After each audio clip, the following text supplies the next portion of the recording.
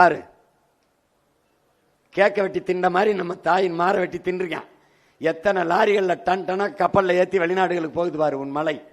பாத்துக்க, எல்லாம் M sand தான். எம் சாண்டு, நம்முடைய மணல் எம் சாண்டு. பாத்துக்க,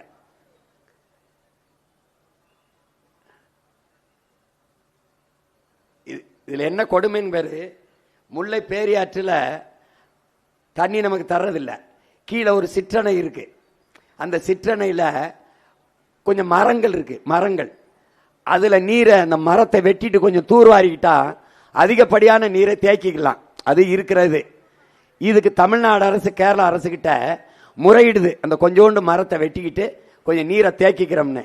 அதுக்கு 40 ஆண்டுகளா தர அனுமதி தராம இருக்குது. இந்த முறை பினராயி விஜயன் கொடுத்துட்டாரு. சரி கொடுத்துட்டாரு, வெட்டிக்கிட்டு தூர்வாரிக்கிறீங்கன்னு சொல்லிட்டாருன்னா, உச்ச நீதிமன்றத்தில் போய் பதில் மனு தாக்கல் பண்ணும்போது தர முடியாதுன்னு தடை மனுவை போட்டாப்ல. எல்லாம் பாருங்க, அந்த மரத்தை வெட்டக்கூடாது, வெட்டிட்டா நட்டு வளர்த்துடலாம், வாய்ப்பு இருக்கு. ஆனால் தன் மரத்தையே வெட்ட அனுமதிக்காத கேரளா அரசு நம்முடைய மலையை எதன் பொருட்டும் உருவாக்க முடியாத அரிய கொடை மாபெரும் வளத்தை வெட்டி எடுத்துக்கிட்டு போகுது. எப்படி?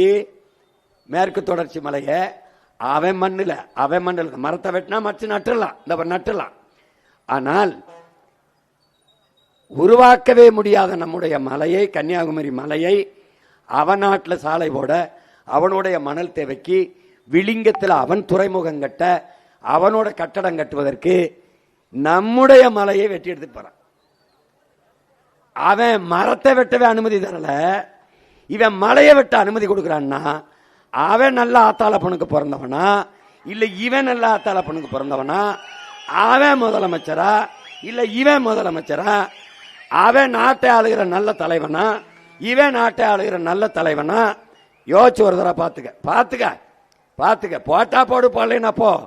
ஆனா நான் என் கடமையை செய்றேன்.